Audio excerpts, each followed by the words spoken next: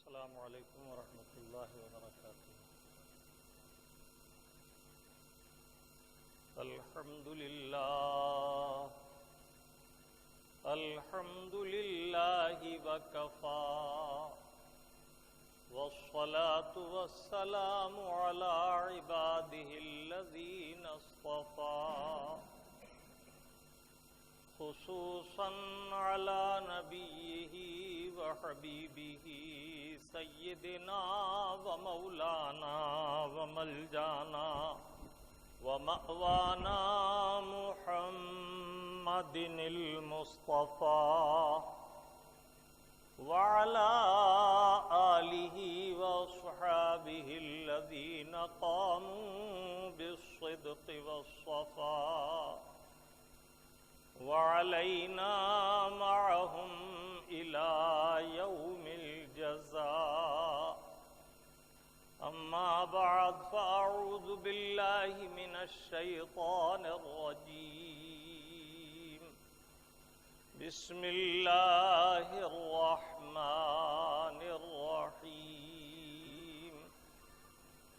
هدى ورحمة للذين هم لربهم يرهبون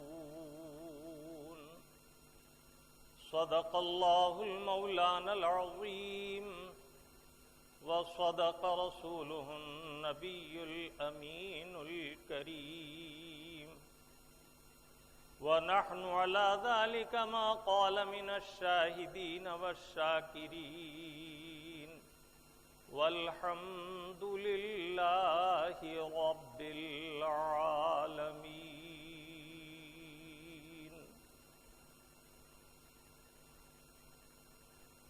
سب سے پہلے انتہائی ادب و محبت کے ساتھ شہر یار ارم تاجدار حرم نوبہار شفاعت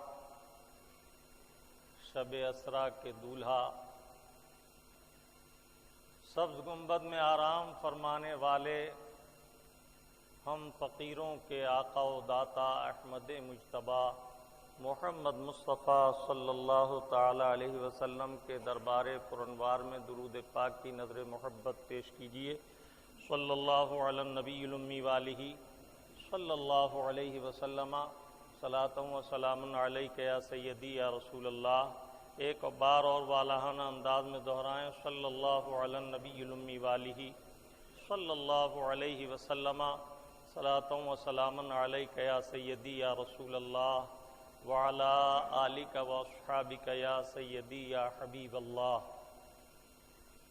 خطبہ مسنونہ کے بعد جس آیت بینہ کی تلاوت کا شرف حاصل کیا، کچھ دیر اس آیت طیبہ سے اکتساب فیض کریں گے۔ اللہ رب العزت مجھے اور آپ کو حق کہنے، حق سننے، حق پر استقامت کے ساتھ عمل کی توفیق رفیق عطا فرمائے۔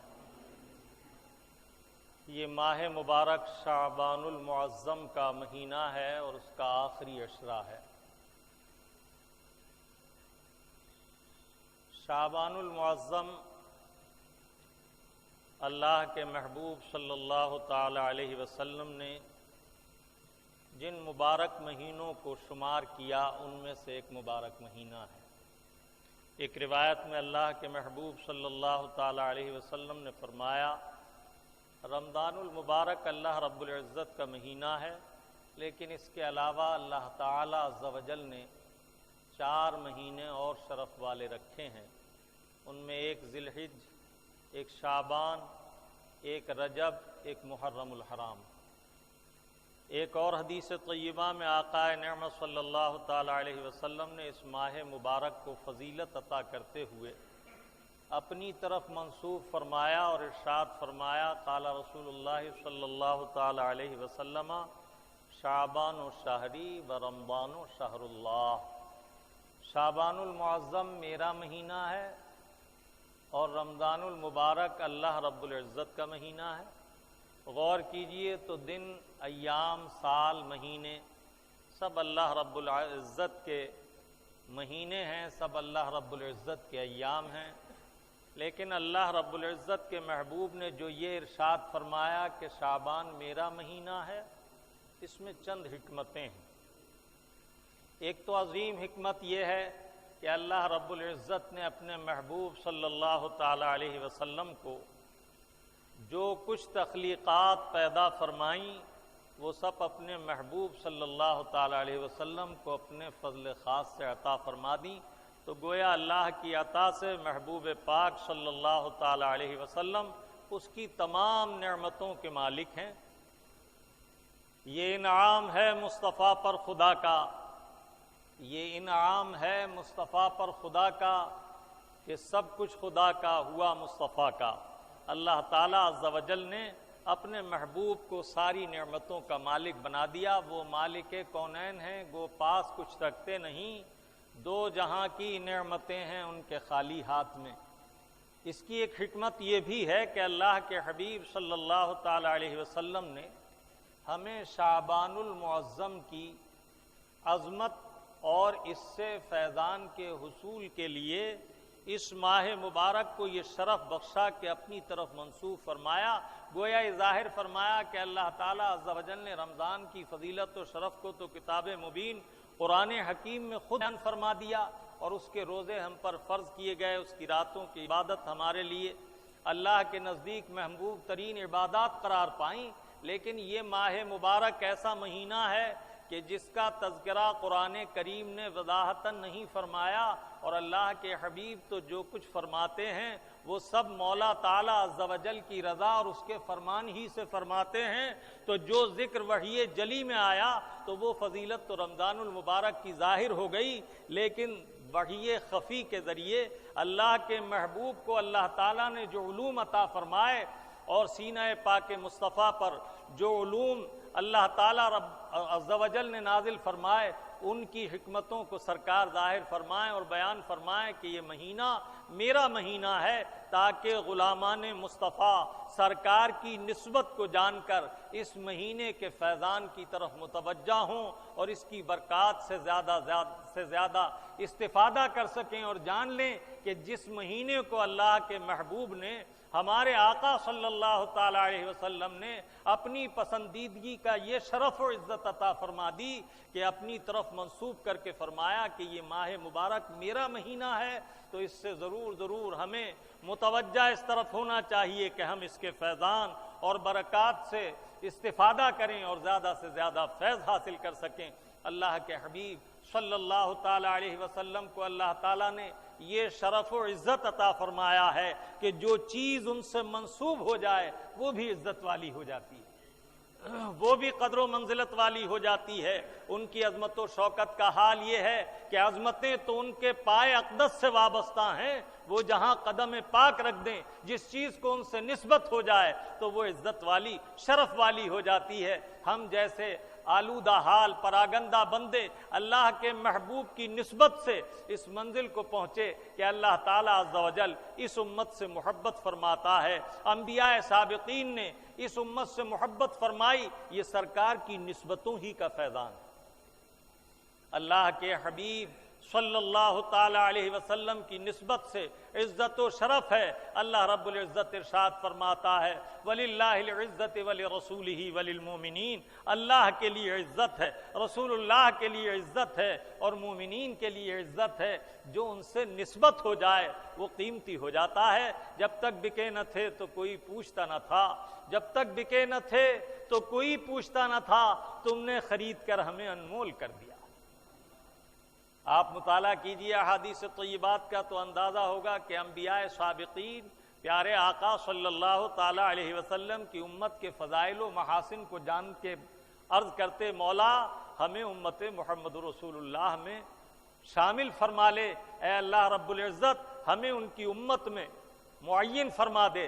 گویا انبیاء کرام رضوان اللہ علیہم اجمعین کی نگاہ مبارک میں اللہ کے محبوب کی نسبت اس درجہ عزت و شرف والی تھی کہ سرکار کی امت کے فضائل سن کر آپ اس امت میں ہونے کا رب تعالیٰ کی بارگاہ میں معروضہ پیش کرتے، اور اپنے اپنے زمانے میں سرکار اقدس صلی اللہ تعالیٰ علیہ وسلم کا کلمہ طیبہ پڑھتے رہے، لا الہ الا اللہ محمد رسول اللہ۔ ام المومنین حضرت سیدہ عائشہ صدیقہ طیبہ طاہرہ فرماتی ہیں کہ رمضان المبارک سے معظم کا مہینہ آیا، آقا نعمت صلی اللہ تعالیٰ علیہ وسلم نے ارشاد فرمایا یہ مبارک مہینہ نجیب الطرفین ہے، دونوں جانب سے عزت و شرف والا ہے۔ پھر ارشاد فرمایا کہ اس سے پہلا مہینہ رجب المرجب ہے جسے اللہ تعالیٰ نے پسند فرمایا اور شریعت طاہرہ میں اس کی عظمت ہے، اور اس کے بعد والا مہینہ رمضان المبارک ہے جس میں اللہ تعالیٰ رب العزت نے اپنے محبوب پر قرآن کریم کا نزول فرمایا اور پیارے آقا صلی اللہ تعالیٰ علیہ وسلم پر اور ان کی امت پر پورے مہینے کے روزے فرض فرمائے۔ اسی طرح ام المومنین سیدہ طیبہ طاہرہ عائشہ صدیقہ رضی اللہ تعالی عنہا فرماتی ہیں اس مبارک مہینے میں جبرائیل علیہ السلام اللہ کے محبوب کی بارگاہ میں کثرت سے تشریف لاتے اور سرکار ان سے قرآن کریم کی دور فرماتے۔ ایک اور حدیث طیبہ میں میرے آقا صلی اللہ تعالی علیہ وسلم نے ارشاد فرمایا کہ یہ مبارک مہینہ رحمت اور بخشش کا مہینہ ہے، تم میں جس سے ممکن ہو سکے وہ اس کی راتوں کو زندہ کر کے رحمتوں برکتوں کی اللہ رب العزت سے خیرات حاصل کرو کہ اللہ تعالیٰ عز و جل تمہیں بخش دے اور تمہارے گناہوں کی مغفرت فرما دے۔ اسی طرح ام المومنین سیدہ عائشہ صدیقہ طیبہ طاہرہ فرماتی ہیں کان رسول اللہ صلی اللہ تعالی علیہ وسلم یصوم شعبان کلہ وکان یصوم الا قلیلا۔ اللہ کے محبوب جب شعبان کا مہینہ آتا تو اس مہینے میں کبھی کبھی پورے مہینے روزے رکھتے اور کبھی کچھ روزے چھوڑ دیتے اور زیادہ روزے اس ماہ مبارک میں رکھتے۔ اللہ کے حبیب صلی اللہ تعالی علیہ وسلم رمضان المبارک کی آمد کی تیاری اس ماہ مبارک ہی سے صحابہ اکرام سے ذکر فرماتے کہ اللہ تعالیٰ عز و جل کی جانب سے آنے والا رحمت والا مہینہ جو سایہ فگن ہے رمضان المبارک، اس کے لیے اس مہینے میں زیادہ سے زیادہ کوشش کرو اور روزے رکھ کر روزوں کی مشق کرو۔ روزہ اللہ کی بارگاہ میں ہر عبادت کو خاص خصوصیات حاصل ہیں، تمام عبادتیں اللہ کی بارگاہ میں کوئی نہ کوئی خاص خصوصیت رکھتی ہیں، لیکن رمضان المبارک کی ایک خاص خصوصی یہ ہے کہ جب بندہ کسی مواخذے میں ماخوذ ہوگا اور اللہ تعالیٰ عز و جل اس بندے کی نیکیاں اس کے مواخذے دار کو دینے لگے گا تو تمام اعمال کی نیکیاں دی جا سکتی ہیں، لیکن روزے کے بدلے میں جو اجر اللہ رب العزت عطا فرماتا ہے وہ کسی بندے کو مواخذے کے طور پر نہ دیا جائے گا۔ گویا یہ ایسا عمل خیر ہے جو تمام اعمال میں ایک امتیازی حیثیت رکھتا ہے کہ اس کا اجر و ثواب اس بندے کے ساتھ اللہ تعالیٰ عز و جل نے خاص کر دیا ہے، یہاں تک کہ اگر کسی مواخذے دار کا مواخذہ ہوگا اور اس کے پاس روزے کے سوا کوئی نیکی نہ رہے گی تو فضل مولا سے امید ہے کہ اللہ رب العزت اپنے فضل خاص سے اس کا بدلہ اسے عطا فرما کر راضی کر دے اور روزے کا اجر اس بندے کی طرف منتقل نہ کیا جائے گا۔ سبحان اللہ و بحمدہ سبحان اللہ العظیم تمام اعمال اجر و ثواب کا باعث ہیں، لیکن اللہ کے حبیب صلی اللہ تعالی علیہ وسلم نے روزے کے تعلق سے ارشاد فرمایا الصوم جنۃ، روزہ ڈھال ہے، بچاؤ کا ذریعہ ہے۔ عرض کیا یا رسول اللہ یہ کس چیز سے ڈھال ہے؟ فقال رسول اللہ صلی اللہ تعالی علیہ وسلم الصوم جنۃ جنۃ من النار، یہ روزہ ڈھال ہے، یہ روزہ جہنم کی آگ سے بچانے کی ڈھال ہے۔ سبحان اللہ و بحمدہ سبحان اللہ العظیم۔ رمضان المبارک جو ہم پر سایہ فگن ہے یہ بڑی برکتوں اور رحمتوں کا مہینہ ہے۔ صحابہ اکرام رضوان اللہ تعالی علیہم اجمعین، متعدد صحابہ اکرام سے یہ حدیث طیبہ مروی ہے، اور صحابہ کرام سے متعدد محدثین کرام نے اس حدیث طیبہ کو روایت کیا ہے۔ حضرت ام المومنین عائشہ صدیقہ رضی اللہ تعالی عنہ اور بالخصوص حضرت سیدنا ابو ہریرہ اور حضرت سیدنا انس رضی اللہ تعالی عنہما سے یہ حدیث طیبہ منقول ہے۔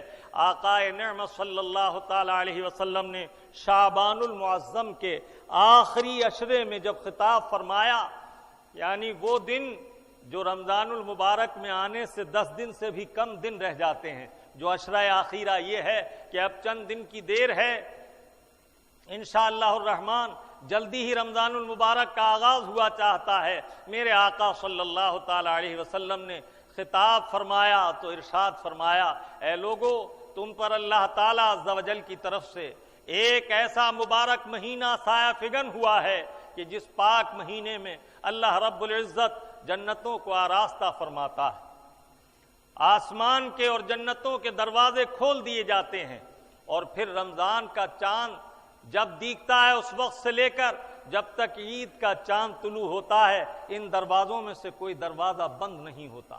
پھر میرے آقا صلی اللہ تعالی علیہ وسلم نے فرمایا، اس مبارک مہینے کی رحمتوں اور برکتوں کا اندازہ اس سے کیجئے کہ اللہ تعالیٰ عز و جل اس مبارک مہینے میں عمل مستحب کا ثواب فرض کی برابر عطا فرماتا ہے، اور ایک فرض کا ثواب 70 سے لے کر 700 تک بڑھا دیتا ہے۔ خدا کا نعمت صلی اللہ تعالی علیہ وسلم ایک حدیث طیبہ میں ارشاد فرماتے ہیں، جسے حضرت ابو ہریرہ رضی اللہ تعالیٰ عنہ نے مرفوعاً روایت کیا، قال رسول اللہ صلی اللہ تعالی علیہ وسلم کل بنی عمل ابن آدم یضاعف العشر الی 700۔ اللہ کے حبیب صلی اللہ تعالی علیہ وسلم فرماتے ہیں کہ ہر عمل خیر بندہ مومن کا رمضان المبارک میں 1 سے لے کر 700 تک ڈبل در ڈبل کیا جاتا ہے۔ واللہ یضاعف لمن یشاء، اور اللہ کی شان کے لائق ہے وہ جسے چاہے اس سے بھی زیادہ اجر و ثواب عطا فرمائے۔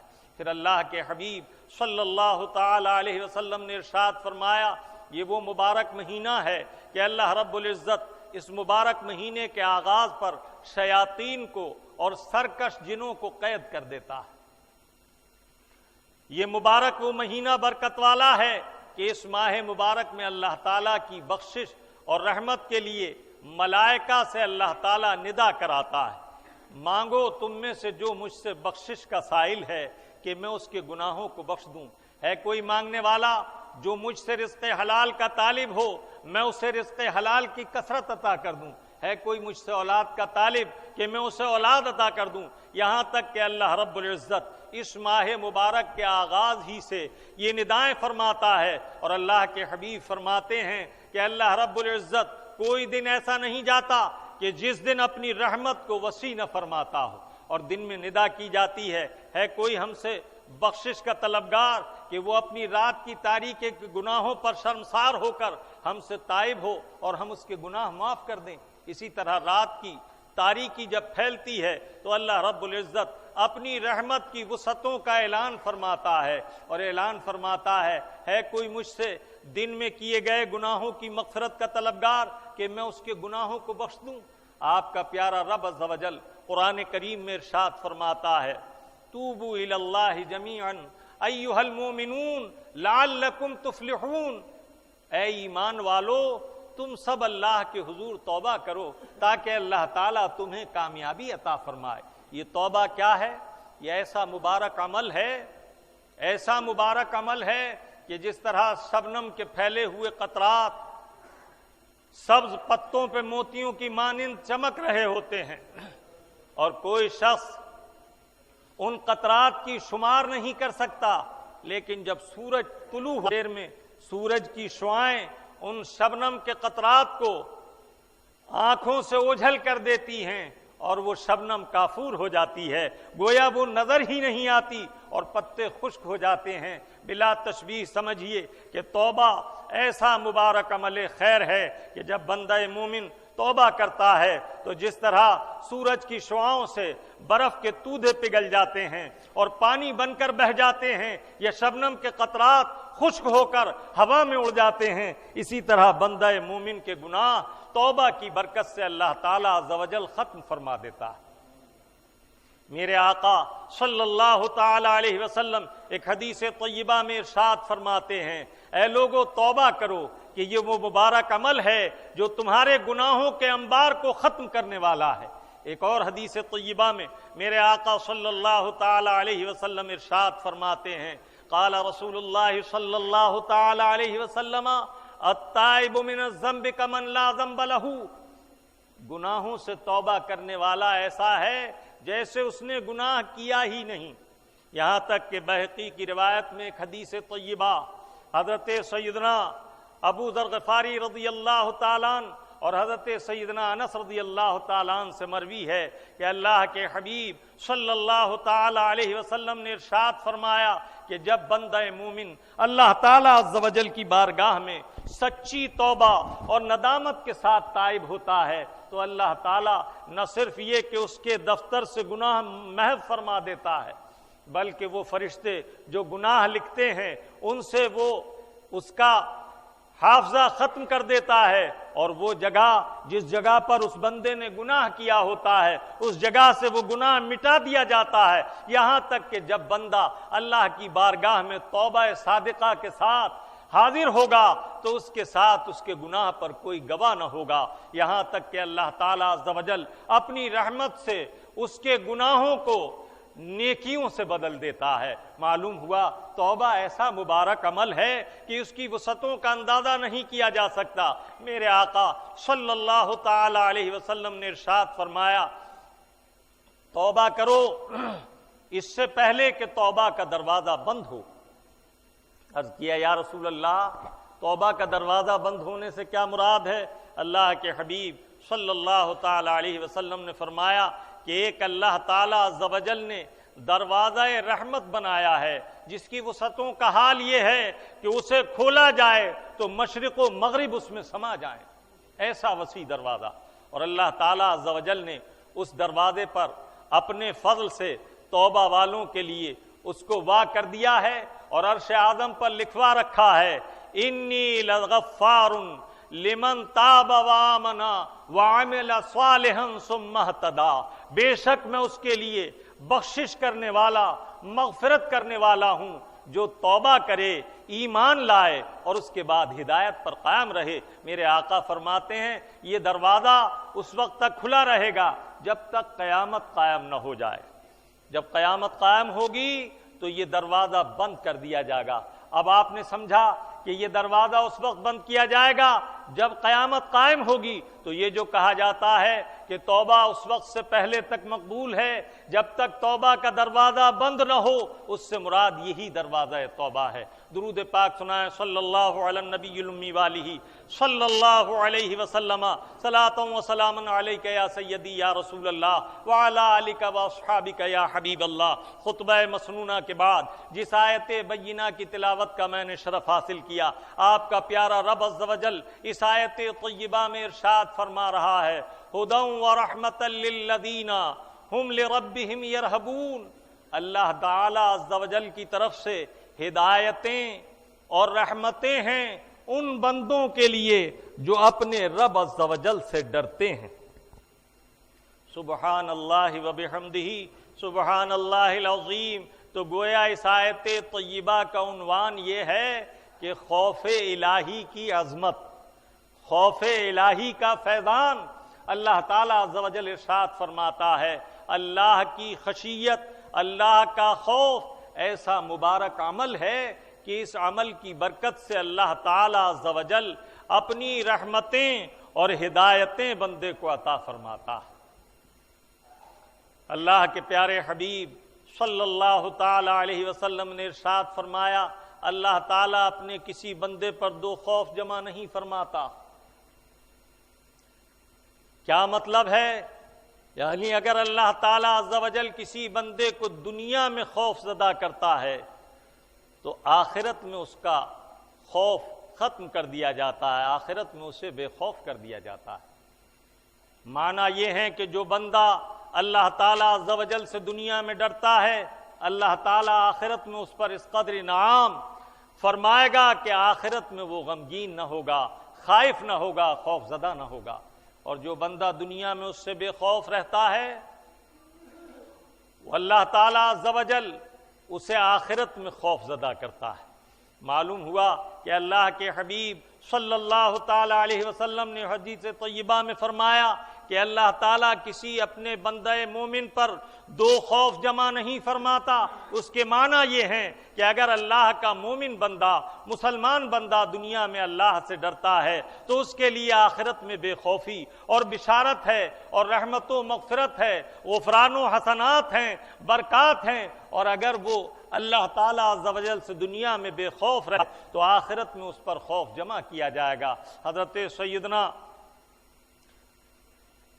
خواص رضی اللہ تعالیٰ عنہ ارشاد فرماتے ہیں کہ اگر کوئی شخص مجھ سے خوف کے بابت سوال کرے تو میں کہوں گا کہ وہ یہ خوف خداوندی، قلب میں اللہ کے خوف کی کیفیت وہ نعمت عظمیٰ ہے کہ اسی نعمت کی برکت سے اللہ تبارک و تعالی ہدایتیں عطا فرماتا ہے، رحمتیں نازل فرماتا ہے اور بندے کو اعمال صالحہ کی توفیق عطا فرماتا ہے اور گناہوں سے بچنے کی سعادت نصیب فرماتا ہے۔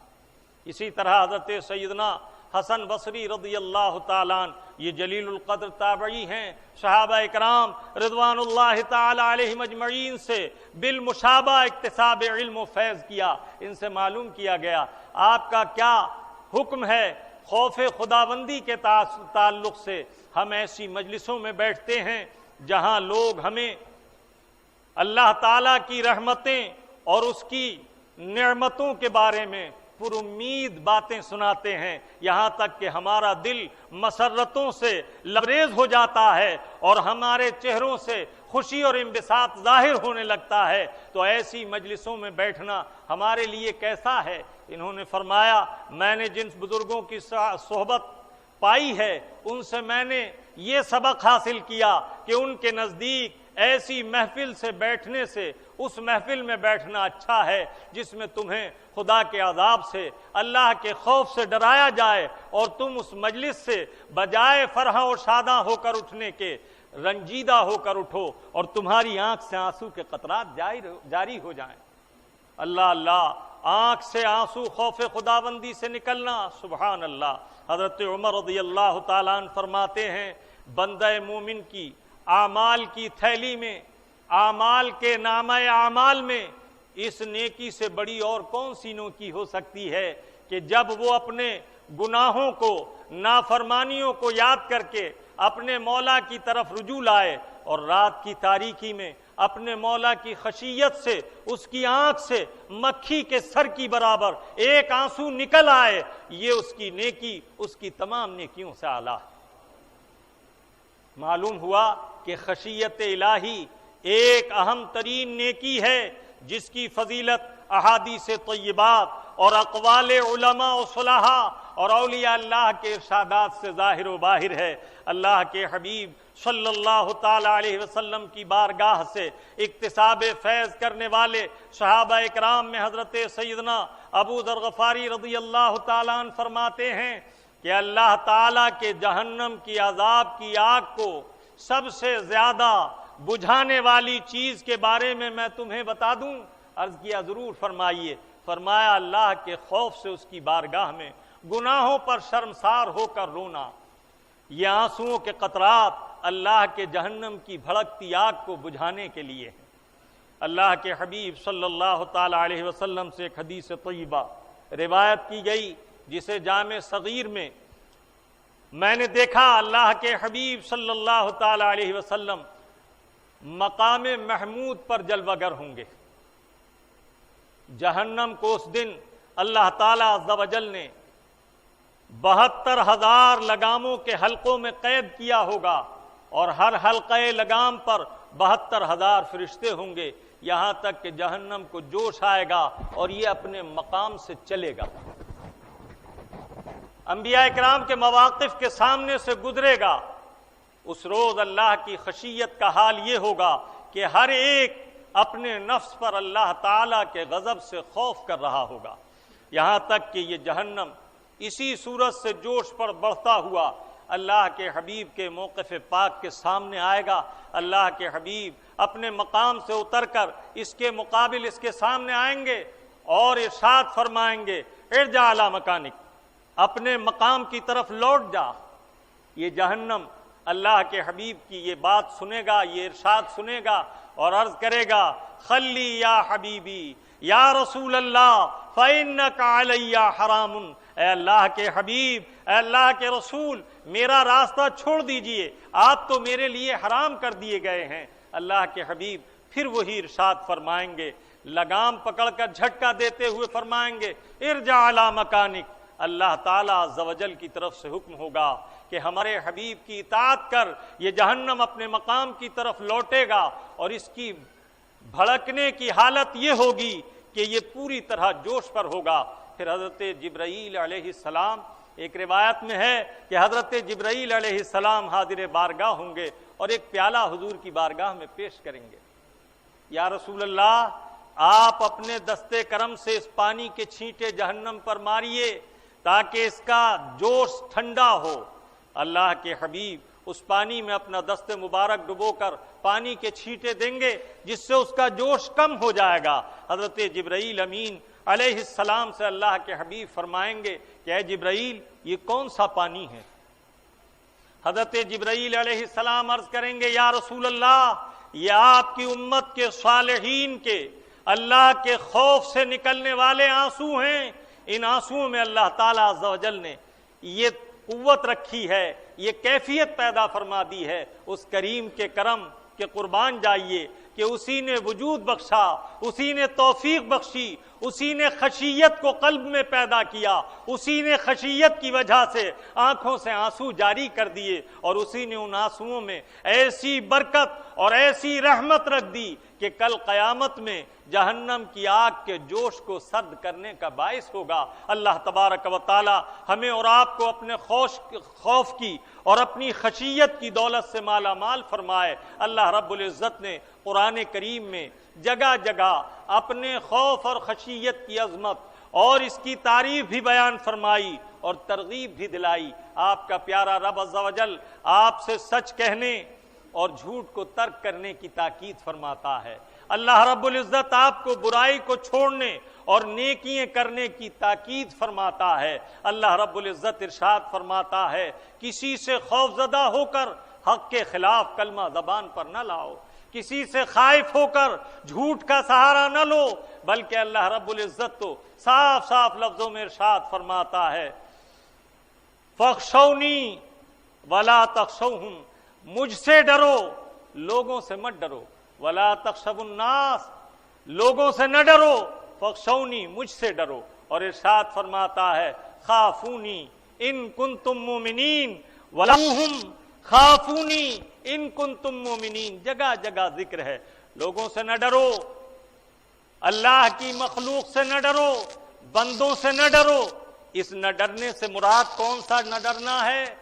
جو آخرت کے لیے مضرت کا باعث ہو، جو مفید ہو، وہ خوف اللہ اور اللہ والوں اور اللہ کی مخلوق سے بہتر ہے۔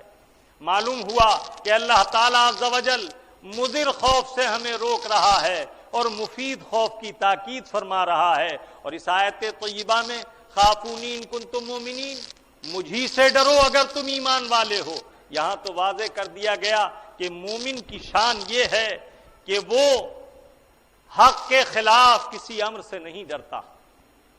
اللہ تعالیٰ عز و جل ہمارے دلوں میں خشیت پیدا فرمائے۔ حضرت سیدنا سفیان ثوری رضی اللہ تعالیٰ عنہ یہ تابعین کرام سے ملاقات کرنے کا بہت زیادہ اشتیاق رکھنے والے اور بہت زیادہ اکتساب علم میں ذوق و شوق رکھنے والے تھے۔ حضرت سیدنا امام جعفر صادق رضی اللہ تعالیٰ عنہ، یہ حضرت سیدنا امام جعفر صادق رضی اللہ تعالیٰ عنہ کون ہیں؟ حضرت سیدنا امام باقر رضی اللہ تعالیٰ عنہ کے شہزادے۔ اور حضرت امام باقر رضی اللہ تعالیٰ عنہ کون ہیں؟ حضرت امام زین العابدین رضی اللہ تعالیٰ عنہ کے لخت جگر۔ اور حضرت امام زین العابدین کون ہیں؟ حضرت سرکار حسین رضی اللہ تعالیٰ عنہ کے نور نظر۔ اب آپ کو اندازہ ہوا کہ حضرت امام جعفر صادق رضی اللہ تعالیٰ عنہ کون ہیں۔ ان کی بارگاہ میں حاضر ہوئے، دیکھا تو انہیں غمگین دیکھا۔ عرض کیا حضور، میں آپ کے چہرے سے غمگینی کے آثار دیکھ رہا ہوں۔ اس رنج و ملال اور غم کا باعث کیا ہے؟ تو آپ نے فرمایا خوف خداوندی، خشیت الہی۔ عرض کیا امام اے شہزادہ رسول مجھے کچھ نصیحت فرمائیے۔ فرمایا وہ دل ویران ہے جس دل میں خدا کا خوف نہیں۔ خدا کا خوف ہی انسان کو گناہوں سے بچاتا اور نیکیوں کی طرف مائل کرتا ہے۔ انہوں نے پھر عرض کیا کہ مجھے کچھ نصیحت فرمائیں، تو ارشاد فرمایا کہ جھوٹ بولنے والے سے مروت ختم ہو جاتی ہے۔ پھر ارشاد فرمایا جھوٹ بولنے والا بزدل ہو جاتا ہے۔ معلوم ہوا کہ جھوٹ کی شناخت اللہ والوں نے متعدد طریقوں سے فرمائی۔ آج کا حال مت پوچھئے، آج ہم یہ نہیں دیکھ رہے کہ اللہ تعالی ہم سے کس درجہ ناراض ہے۔ اللہ تعالیٰ کی ناراضی کو سمجھنے کے لیے اسی قدر کافی ہے کہ اللہ والوں نے فرمایا کہ جب اللہ تعالیٰ بندوں سے ناراض ہوتا ہے تو ان پر ظالم و جابر حاکم مسلط کر دیے جاتے ہیں۔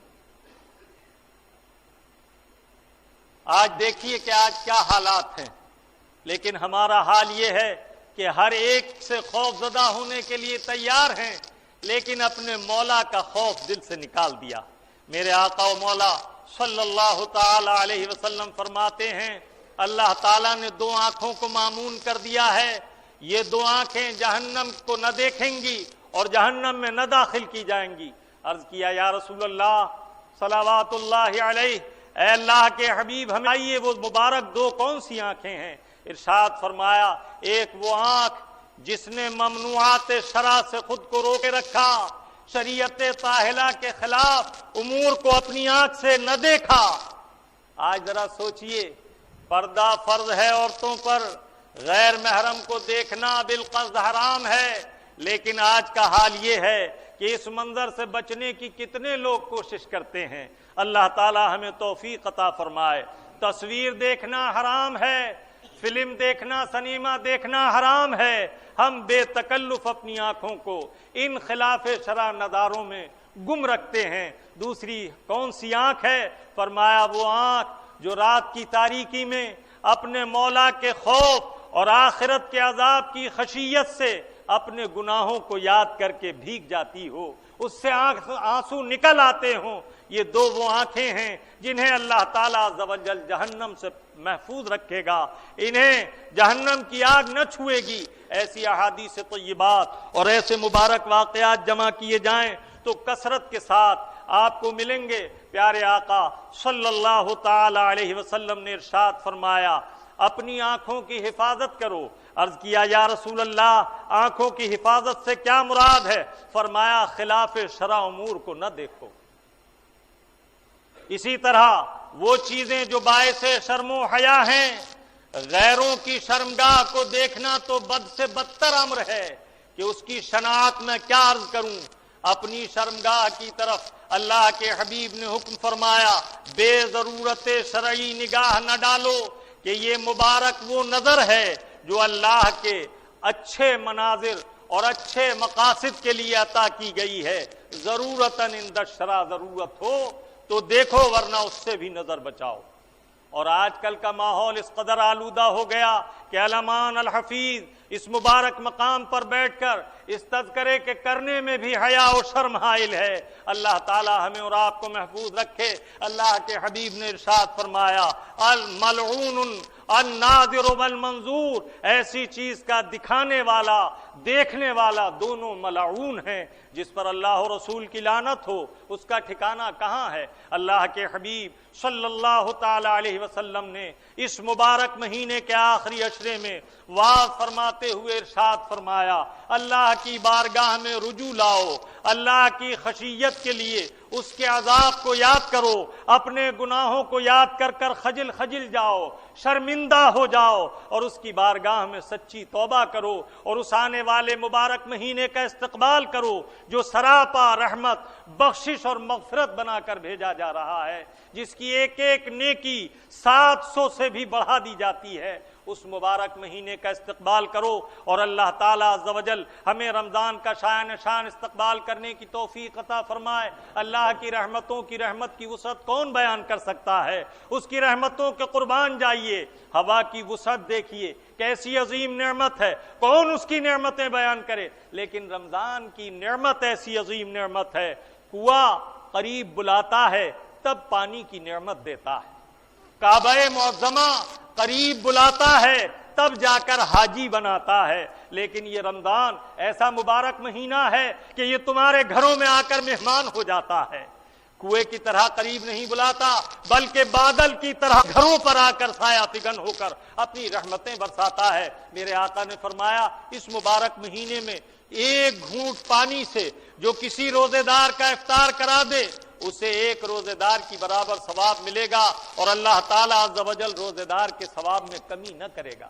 کیسی برکتوں کا مہینہ ہے۔ اللہ تعالیٰ عز و جل ہمیں اور آپ کو خیر کی توفیق عطا فرمائے اور رمضان المبارک کا پرتپاک استقبال کرنے کی توفیق عطا فرمائے، اس کی راتوں اور دنوں کو کامیاب بنانے کی سعادت نصیب فرمائے۔ وما علینا الا البلاغ۔